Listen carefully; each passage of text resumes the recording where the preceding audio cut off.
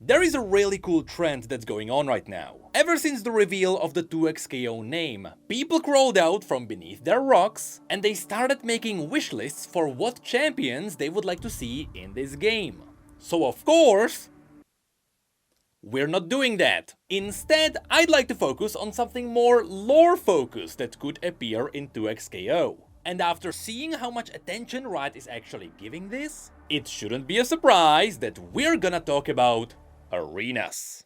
See, different fighting games handle their arenas differently. For some, it may be just a static play area, but for others, it may be a fully interactive playground. And in the case of 2xKO, so far they seem to be a bit more on the static side. But man, are the details already going crazy. Be it the mystical creatures in the Ionian arena, the Piltover bridge that's gonna give a lot of Arcane fans PTSD, or the newly revealed Bilgewater pub, which is full of amazing details such as Misfortune's crew, the wanted posters in the background, or even the amazing fishy chef that's preparing some amazing meals. And of course the shark person who is enjoying one of said meals. Honestly, it looks so good. And it almost reminds me of something. Oh, today's sponsor! This video is sponsored by Factor75. Look, I know what you're thinking. Food? Kinda important. So why don't you level up your dining experience with Factor75? We are all gamers here, I know what you prefer. Instead of getting the important vitamin D from the ever-burning sun, you might wanna get it from one of Factor's nutritious meals. Factor prepares all the ingredients you might need to cook yourself a great meal, which cuts down the stress and the mess you are going to inevitably make. Not to mention, all their recipes are done within minutes, which goes for both lunch and dinner, and yes, it even includes breakfast. And if you are already taking your dining experience seriously, Factor is ready to support all lifestyles, including keto, low-calorie, vegan or vegetarian, all of which comes out of more than 27 dining options each week, where Factor gives you the flexibility to increase or decrease the amount of meals for each of those weeks, or it even allows you to skip a week entirely. All of which is wrapped around one ultimate goal: to stop ordering takeouts. We all know it's unhealthy, so why don't we do something about it? Something that's never been easier by following the awesome chef-prepared recipes. Which, yes, even I can follow now. Look, before now, all I could do was toast a piece of bread. That's if the bread came pre-toasted. But now, even I can feel like a chef. So use my code NecritMar50 and get 50% off your first Factor box. And free wellness shots for life by using my link. This means you can choose 2 free wellness shots from 3 available flavors for every order while you are an active subscriber. So click the link in the description or scan the QR code with your phone. Thanks to Factor75 for sponsoring this video, but now, back to fighting. So, right now, we know about 3 revealed arenas: Ionia, Piltover and Bilgewater. Now yes, the game was originally revealed with a plain Shurima map too, but we don't count that. The thing is, League's universe has quite a few amazing places to explore. And Riot said that with the reveal of 2xKO, they wanna go more transparent and they wanna have conversations about their game. So here I am, Riot, giving you some free ideas. Which are all in your universe, and I don't own any of this. For number 1, we have to dive into perhaps the most iconic arena in the entirety of League of Legends universe. And that's because we're gonna talk about a literal arena. And of course, that would be the Noxian arena. This is a Noxian arena that should be different from the one that we have seen in the cinematic. Now, depending where Riot wants to take this, sure, they can also use the cinematic version, because that one has one really cool part. It is moving up. And honestly, I can imagine the moving platform going up with the walls being closer until it reaches the top. I don't really know how interactive Riot wants to go with their arenas, but that would be one potential thing to do. But if they want to go more static, the Legends of Runeterra version would be such a spectacle. It is this enormous reckoning pit, which is a fancy name for gladiators, surrounded by flames, seas of cheering audience, and it should even have a commentator, which, to be honest, that would be really cool to have in the game. Though remember, audio clarity is just as important as visual clarity, so slapping a random commentator on top of the game sounds may not be smart. But what's also cool about this is that this arena also has a whole separate form in TFT. That's right, TFT has a fully 3D modeled version of this. And I'll be honest, this one looks just as cool. And out of all the arenas I'm gonna show you, I am confident some version of this will make it to the game eventually. Though yes, there are pits and you should be able to fall down into the flames, but I don't think there's any falling out, so there will have to be pillars to stop you and, bounce back. Anyway, for number 2, why don't we go into the Freljord? Now, in the Freljord, I feel it would be a little bit too obvious to go for the bridge or maybe the Frostguard Citadel. Now yes, those are cool and also very iconic, but there is something cooler that Riot could do. See, cooler. What if we fight in front of a demigod? And that could be one of two things. Either they could take us into Ornn's Forge. No real reason why we should be able to even fight here, but I mean, Ornn doesn't really care about mortals that much, so maybe when they start fighting there, he would just see them as rats fighting somewhere in the corner. Though he would probably just kick you out of his home. In any case, this arena would be there for the pure spectacle. I mean, we all know that this place looks awesome. We got to see one version of it in Legends of Runeterra, but we also got to see a more detailed version in Song of Nunu, where it was one of my favorite places in that game. But what if people are fed up with Ornn for some reason? Well, the other awesome arena made for battles would be connected to Volibear. What if we get to fight in front of one of Volibear's altars? What if Volibear got to watch us and prove that we are worthy of his feral power? See, that would be an arena that would not only be cool thematically, but it would also make sense lore-wise. But don't look at it too much, because shoving random characters in there would still not make sense. But hey, that's gameplay. But still, Volibear is cool, Volibear is a fighter. There is no way he's gonna be playable one day. Next, for number 3, let's go into Demacia.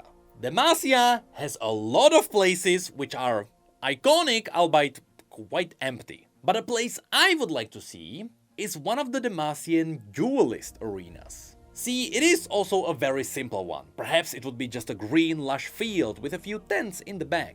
Maybe with the occasional Demacian building in the background.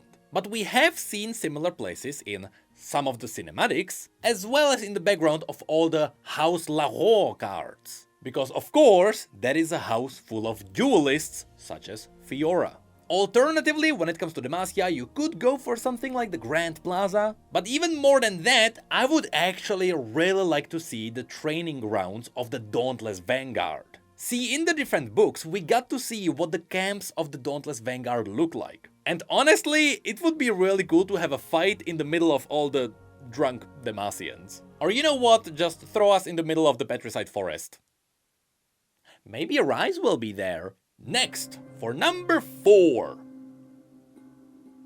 I'm not talking about the Kashuri Armory, but that would be cool too. Now instead, we're talking about the Crimson Halls. See, this place is just awesome. It is a visually stunning home of all the Hemomancers of the Crimson Cult. Perhaps you could have the dining table in the back, or who knows, maybe Vladimir would be watching from the background, trying to see if you are worthy of hemomancy. Or perhaps we can have a battle in one of the long halls where you can see all the different paintings of Vladimir on the walls. That would be such a cool lore reveal. Because that is a place we have always heard about, but we've never seen the different paintings. Because remember, Vladimir kinda has a dementia and he needs to be painted every few years or he forgets what happened in the past. But of course, you could also sneak in some members of the Black Rose, maybe they would be summoning demons. And yes, connected to Hemomancy, you could also use the somewhat retconned statue of Sion, which was used to resurrect him using blood magic. So you know what? This place has potential, and Riot can do a lot with this one. Now for number 5, a bit of a weird one, is the High Seat of Ixtal. Now at first you might be surprised, because that place does not look that interesting. At least not if you look outside, where you have all those amazing jungles. But that's because you might be forgetting the main chambers where the Elemental Masters complete their training. That's right, I would love to see a battle underneath the Vidalion, which is this magical device that helps you channel elemental magic. The point is that at the end of your training, you evoke the Axiomata, and you use them to literally weave your own robe from the elemental magic. So in this arena, it would be really cool if we got to see one of the mages suspended beneath the Vidalion, and we could see them craft their own robe, all while the elements shift around, and maybe they change the hue of the entire room. That would be really cool. Now for number 6, even though we do already have one arena from Piltover, there is only one real answer for a really cool arena down in Zaun. And of course, that would have to be the last drop. Is there anyone who doesn't think that this is an iconic place from the Arcane series? This would be such a hyped arena. You would have whoever is in charge of the bar back there, perhaps Savika above it looking down on you because she's probably gonna be the owner now. Of course, you would also have all the Shimmer addicts all around. And you could have the iconic Savika vs Vi soundtrack in the background. That's unless you decide to go for the club vibes, and at that point you're just fighting in a club. We would be making our own club fights. But this entire arena would have one flaw. It would be quite similar to the Bilgewater bar.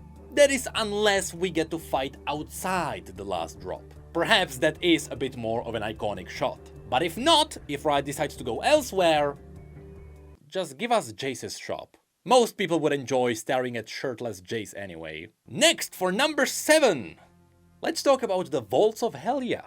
You can think whatever you want about the Ruination, but one thing that rings true, no matter where you look, is that the Ruined King game saved it all. Not just with a really cool story, but also with the amazing environment. Their rendition of the Shadow Isles is just incredible. But more than that, Thresh's lair inside the vaults is nuts. We could have the prisons of the lost souls in the background. Maybe we could have Thresh's library with the possessed books flying around. Or perhaps maybe Riot could take us underneath the vault, to the pools where Viego died. And depending on when this would be taking place, maybe we could see the Blade of the Ruined King still pinned down there in the ground. We've seen this place in so many different renditions, it would be so cool to see it as a fighting arena. And speaking of arenas of damnation, how about for number 8 we talk about the Gate into the Gray Realm.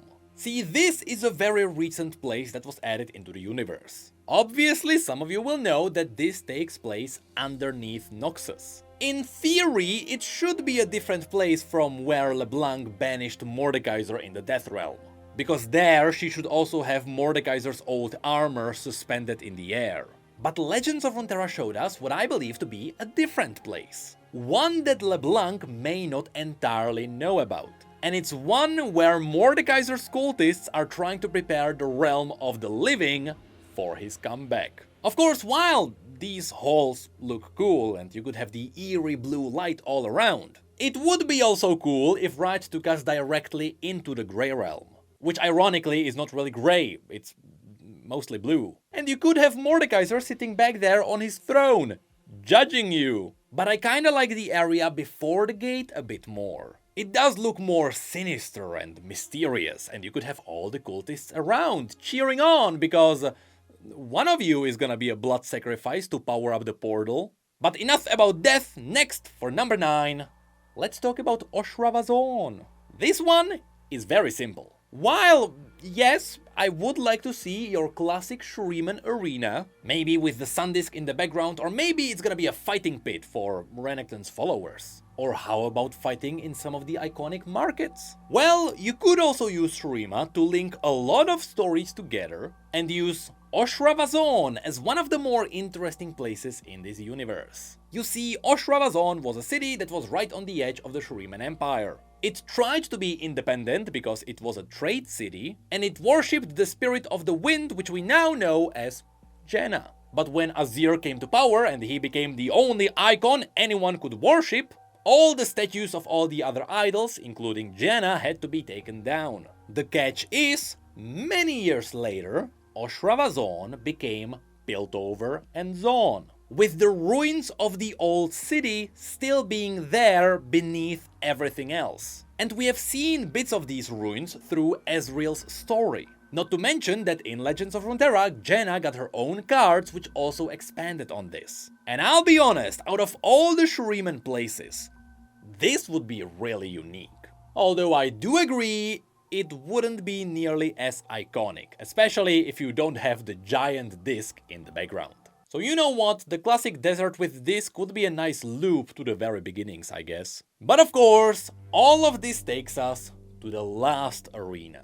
One that I left out to be the last, not because it would be the most iconic or the best one, but because, hey, that would be just really cool. For a while, I unironically wanted to point out that it would be cool to fight inside the headquarters of the Sentinels of Light. Because truth be told, that place looks awesome. And it's all enclosed, so it would make an excellent arena. But I believe there is one more place that could be turned into a really cool spectacle. And that, out of all places, would be Ikathia. And I don't mean the kingdom of Ikathia before the apocalypse happened. I'm talking about the massive void rift that was left behind. On one side, it could be quite boring, with a bit of dust, maybe some tentacles poking through, and a lot of earth scorched by the void. But on the other side, with a bit of creativity, you could do a lot here. Maybe you could litter the ground with the corpses of the Ascended.